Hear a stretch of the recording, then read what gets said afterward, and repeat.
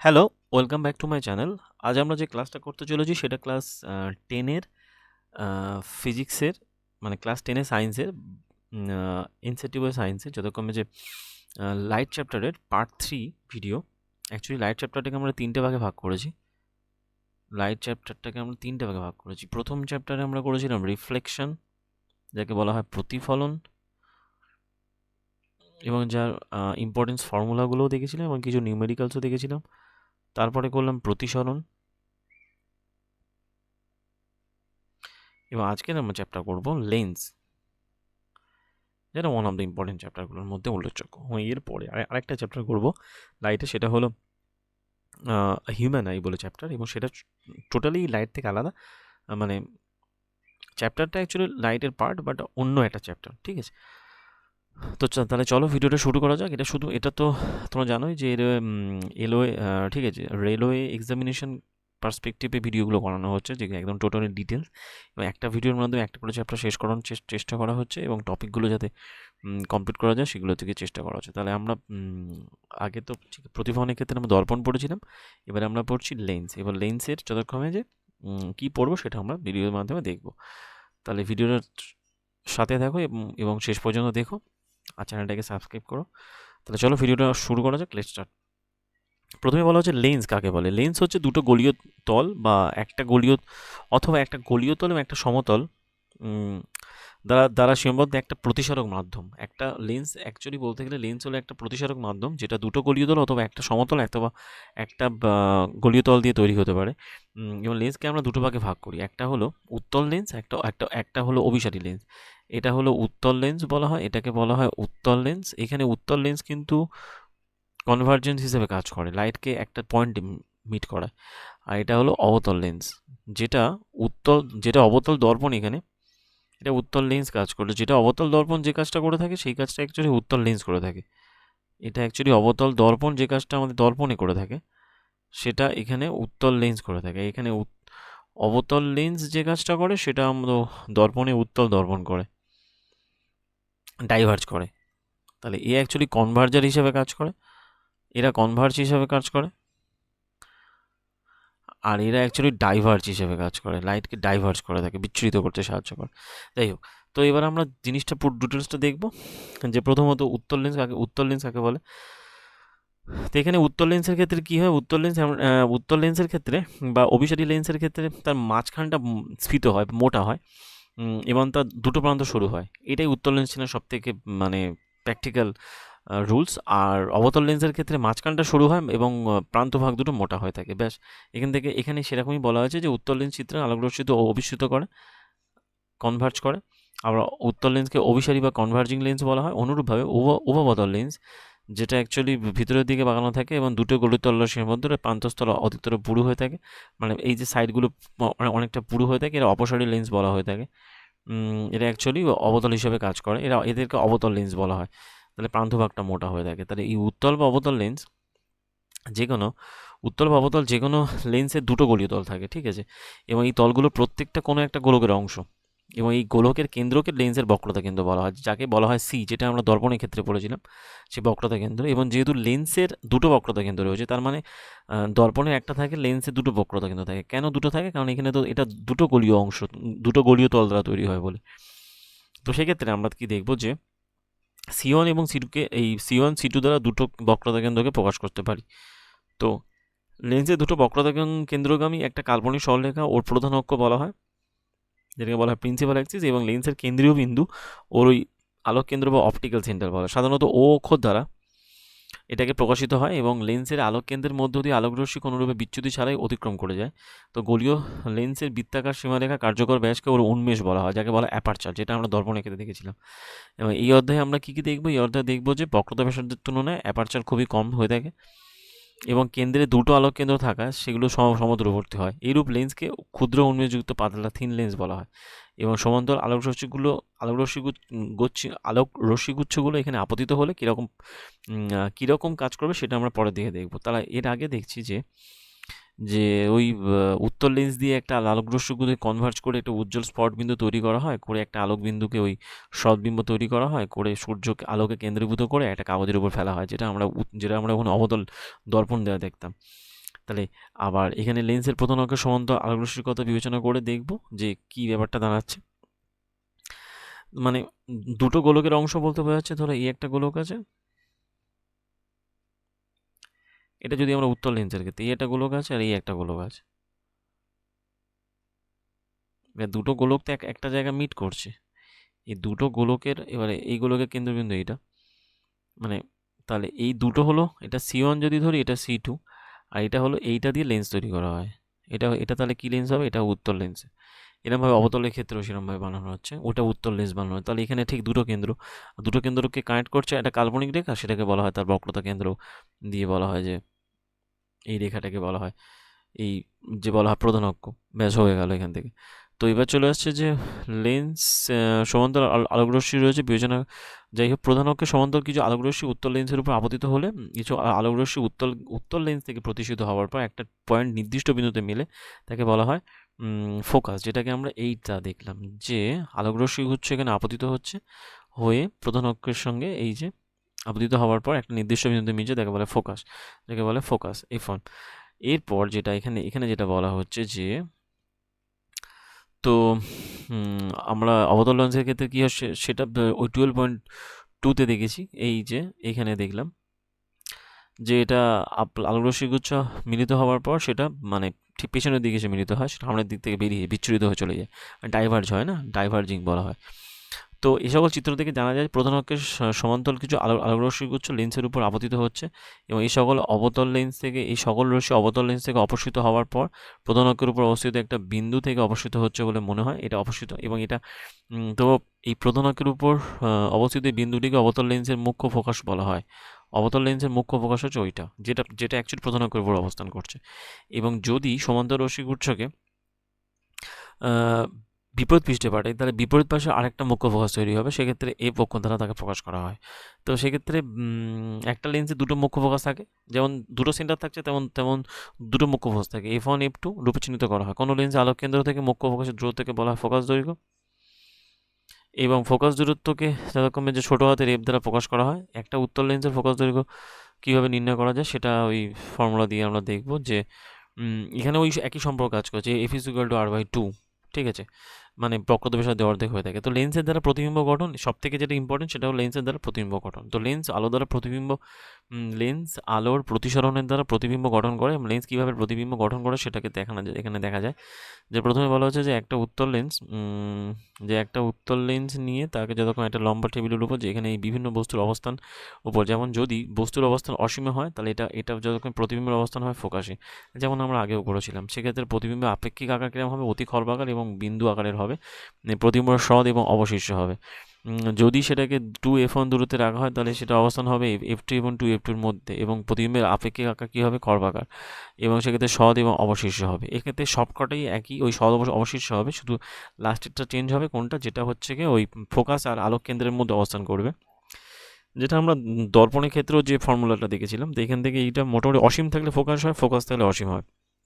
আগে এই দুটো দেখে নিই। অসীম থাকলে ফোকাস হবে, ফোকাস থাকলে অসীম হবে। এবার যে অসীমে থাকলে যখন ফোকাসে আসছে অনেক অনেক দূর থেকে আসছে, তার মানে আকারটা অনেক ছোট হবে। আবার ফোকাসে থাকলে যেটা অসীমে তৈরি হবে সেটা অনেক লার্জ হবে, এবং এটা অ্যাকচুয়ালি অতি বিবর্ধিত হবে, সদবশিষ্ট হবে। আবার যদি 2F1 দূরত্বে থেকে, মানে 2F1 থেকে দূরে থাকে, তাহলে F2 আর F1-এর মধ্যে হবে, খর্বাকার হবে। আর বিবর্ধিত যদি অতি বিবর্ধিত হবে ফোকাসে, আর বিবর্ধিত হবে কোথায়? বিবর্ধিত হবে যখন F1 2F1-এর মাঝখানে, অর্থাৎ 2F2 থেকে দূরে থাকবে, সদ অবশিষ্ট হবে। আর সমান আকারে হবে কখন? 2F1-এ হবে। যখন 2F1-এ থাকবে তখন হচ্ছে কি তখন সমান আকারে হবে। আর ফোকাস এবং আলোক কেন্দ্র ও এর মধ্যে যদি থাকে তাহলে বস্তুটাও অ্যাকচুয়ালি বিবর্ধিত এবং অসৎ বিবর্ধিত হয়, এবং এর ছবিগুলো আমরা দেখবো এখানে উত্তর দর্পণের ক্ষেত্রে। ছবিগুলো কোথায় গেল? ছবিগুলো যতক্ষণ এখানে, যে বস্তু থেকে প্রধান অক্ষ, এই যেমন যে যদি অসীম দূরত্ব থেকে থাকে তাহলে ফোকাসে তৈরি হচ্ছে, এটা 1 নম্বরটা হয়ে গেল। অসীমে থাকছে, ফোকাসে তৈরি হবে বস্তুটা এসে। প্রতিবিম্বটা। তারপরে সেকেন্ডটা যেমন মুখ্য ফোকাস দিয়ে আলোকরশ্মি উত্তল লেন্স থেকে প্রতিসরণের পর একটা প্রধান অক্ষের সমান্তরালে ঠিক নির্গত হয়, অর্থাৎ অবতল লেন্সে ফোকাস অভিমুখী আলোকরশ্মি পর এবং অবতল লেন্সের ক্ষেত্রে সেটা জাস্ট ফোকাস থেকে মানে আলোকরশ্মিগুলো জাস্ট বেরিয়ে যায় সমান্তরালে, মানে ঠিক প্রধান অক্ষের সমান্তরালে নির্গত হয়ে যাচ্ছে। 3 নম্বর, লেন্সের আলোক কেন্দ্রের মধ্য দিয়ে আলোকরশ্মি যাওয়ার সময় কোনো বিচ্যুতি ছাড়াই আলোকরশ্মিটা নির্গত হয়ে থাকে।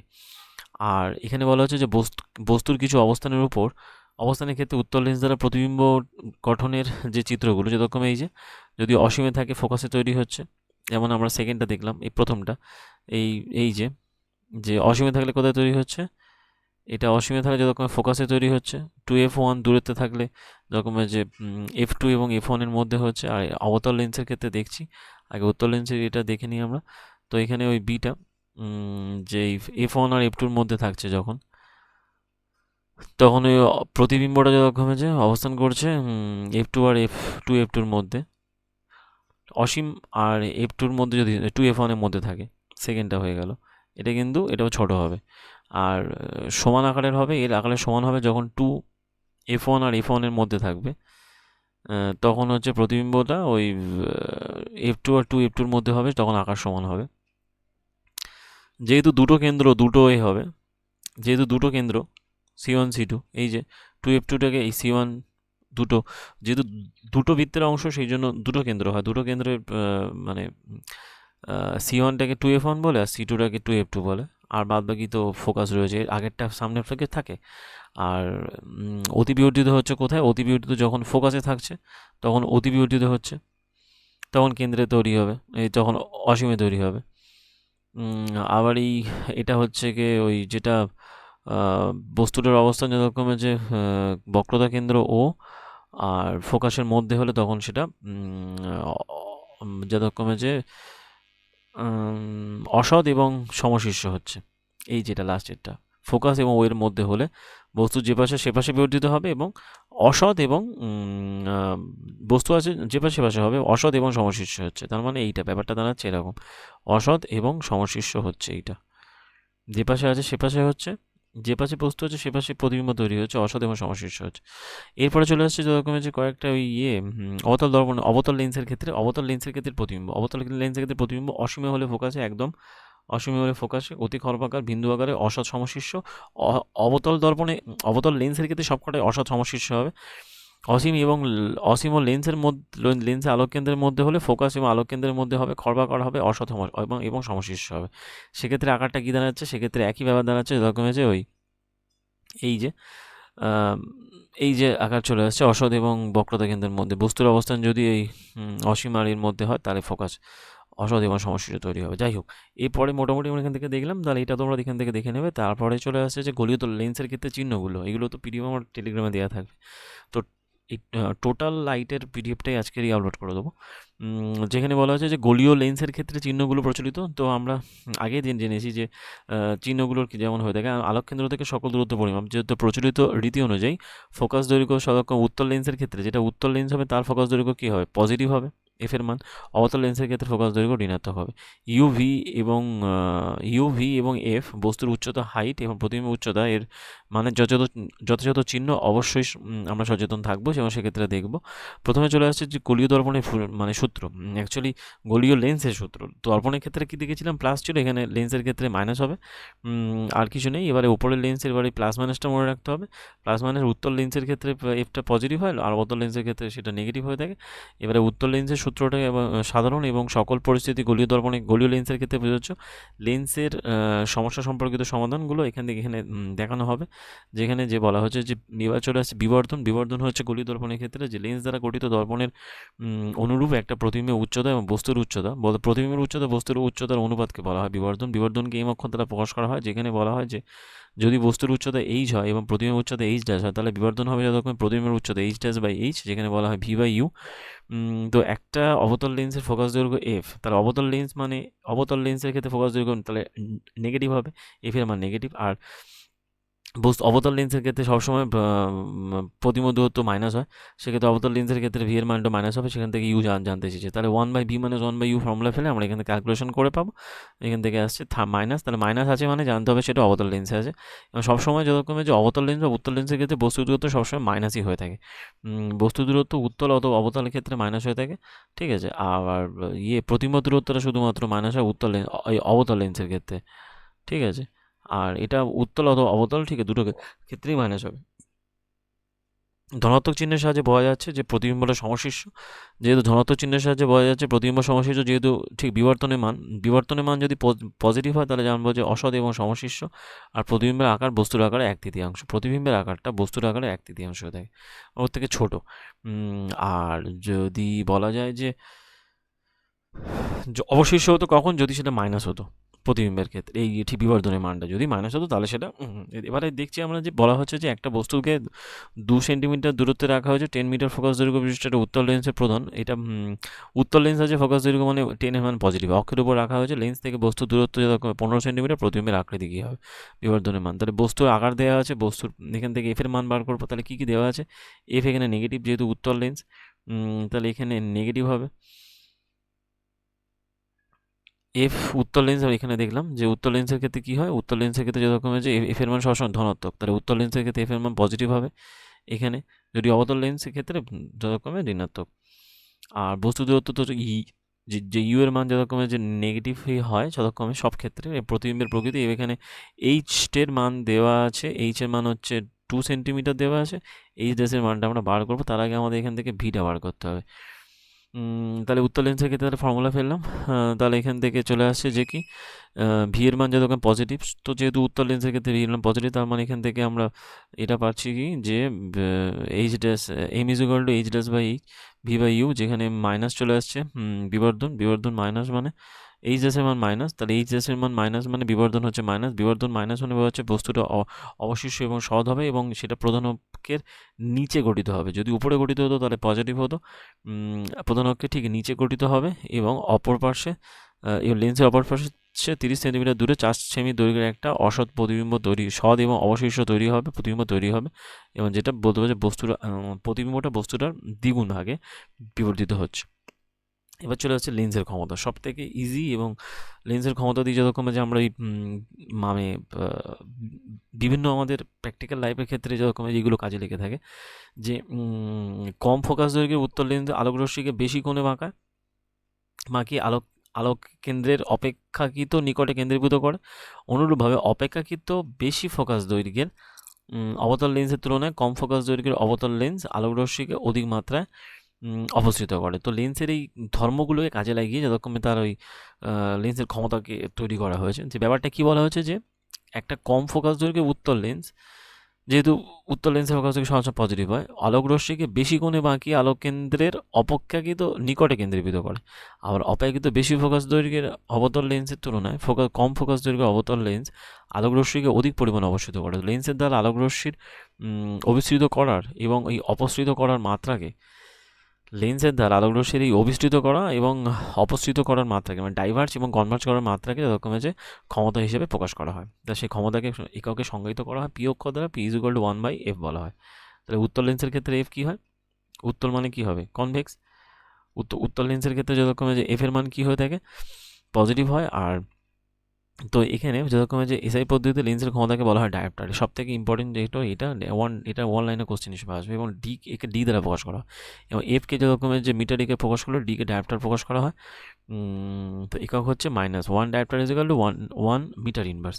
ঠিক আছে। উত্তল এবং অবতল লেন্সের ক্ষেত্রে ফোকাস দৈর্ঘ্য যতক্ষণ যে উত্তল লেন্সের ক্ষেত্রে ক্ষমতা ধনাত্মক হয়ে থাকে, আবার অবতল লেন্সের ক্ষেত্রে ক্ষমতা ঋণাত্মক হয়ে থাকে।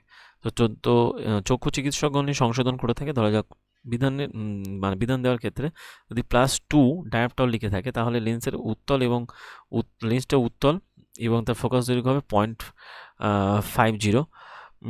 আর যদি মাইনাস লিখে থাকে তাহলে জানতে হবে সেটা অবতল। তাহলে মাইনাস হলে যতক্ষণ যে মাইনাস হলে কী হয়, মাইনাস হলে অবতল, উত্তল যেহেতু লেন্সের ক্ষেত্রে ফোকাস দৈর্ঘ্য, এবং লেন্সের ক্ষেত্রে প্লাস মানে জানতে হবে যে উত্তল, এবং 2.5 মানে ওর এটা মাইনাস, অবতল লেন্সের ফোকাস দৈর্ঘ্য মাইনাস হয়ে থাকে। এখন এখান থেকে মোটামুটি আমরা এই ফর্মুলা জানলাম। এবারে এখানে ওই কয়েকটা দেওয়া আছে যে প্রতিবিম্বের বিবর্ধন এবং তীক্ষ্ণতা বাড়াতে লেন্সগুলোকে সমন্বিত করা হয়। সেক্ষেত্রে তার তুল্য ক্ষমতা যখন P1 P2 P3 আগে লেখা হয়, তাহলে তুল্য ক্ষমতার যোগফলকে জাস্ট যোগ করে দিলে অ্যান্সার পাওয়া যায়। যেমন যদি আমরা এখানে দেখি যে লেন্সের ফোকাস দৈর্ঘ্যের পরিবর্তে ক্ষমতার ব্যবহার চক্ষু চিকিৎসকগণ নিকট খুবই সুবিধাজনক হয়ে থাকে ক্ষমতার ব্যবহার, কারণ চক্ষু পরীক্ষার সময় চক্ষু চিকিৎসক পরীক্ষণীয় চশমার ফ্রেমের মধ্যে জানা ক্ষমতার সংশোধক লেন্সের বিভিন্ন সংযুক্ত সমবায় রাখেন। যেমন চক্ষু চিকিৎসকগণ সরল বীজগণিতের মাধ্যমে লেন্সের ক্ষমতা নির্ণয় করেন। যেমন +2 ডায়োপ্টার এবং 0.25 ডায়োপ্টার ক্ষমতা দুটো লেন্স মিলে 2.5 ডায়োপ্টার লেন্স তৈরি করা হয়, এবং সেক্ষেত্রে একটা লেন্স দ্বারা সৃষ্ট প্রতিবিম্বের কিছু ত্রুটি কমাতে লেন্সের সমবায় গঠনে লেন্সের ক্ষমতা সমূহ নিয়ম ব্যবহার করা হয়। এবং সাধারণত ক্যামেরা, অণুবীক্ষণ যন্ত্র, নবক্ষণ যন্ত্র লেন্স নির্মাণে পরস্পর সংযুক্ত মানে কিছু সংখ্যক লেন্স নিয়ে গঠিত লেন্সগুলো সমবায় হিসাবে ব্যবহৃত হয়ে থাকে। ব্যাস হয়ে গেল। এখান থেকে একদম সহজভাবে আমরা ব্যাখ্যা করলাম। তাহলে এখান থেকে আমরা যে জিনিসগুলো দেখলাম, কী দেখলাম, আলো সরলরেখা চলে, দর্পণ কাকে বলে, লেন্স কাকে বলে, দর্পণের সূত্র, দর্পণের প্রতিফলন, দর্পণের প্রতিসরণ, ঘনতর মাধ্যম থেকে লঘুতর মাধ্যমে যাওয়ার সময় কীভাবে পরিবর্তন করে, শূন্য মাধ্যমে আলোর বেগ, তার প্রতিসরাঙ্ক কী করে নির্ণয় করতে হয় সেটাও দেখলাম, লেন্সের ক্ষমতা দেখলাম, লেন্সের মানে সূত্রও দেখলাম। তো মোটামুটি আমরা চ্যাপ্টারটা কমপ্লিট করলাম। তার মানে আমাদের লাইট চ্যাপ্টার শেষ হলো, এবং এই চ্যাপ্টারের বিভিন্ন কোশ্চেন্সগুলো বিশেষ করে এক্সাম্পলারে আমরা সলভ করবো, এবং তার পিডিএফও আমরা গ্রুপে আপলোড করব। তার আগে এই লাইটের পিডিএফটা আমরা গ্রুপে আপলোড করব। তারপরে মোটামুটি চেষ্টা করছি যে যতটা তাড়াতাড়ি এগুলোকে কভার করা, এবং এর পরের চ্যাপ্টার হবে যত রকমের লেন্স, এই মানুষের চোখের ওই মানে হিউম্যান আইটা চ্যাপ্টার, ওটা কমপ্লিট করবো। ওখান থেকে 2-3 নাম্বার মোটামুটি আসে, বা 1-2 নাম্বার আসবেই। তো ওইটা কমপ্লিট করার পর আমরা চেষ্টা করবো কেমিস্ট্রিতে যাওয়া, তারপরে বায়োলজি যাওয়া। তো কেমিস্ট্রি যেহেতু মোটামুটি এক্সামিনেশন খুবই কাছাকাছি তোমাদের যে ঠিক আছে, মানে চলে এসছে রিলের এক্সামিনেশনগুলো, সুতরাং আমাদের টার্গেট এটাই যে যতটা তাড়াতাড়ি সম্ভব চ্যাপ্টারগুলো কমপ্লিট করে তোমাদের কাছে উপস্থাপনা করা বা ঠিক প্রেজেন্ট করা।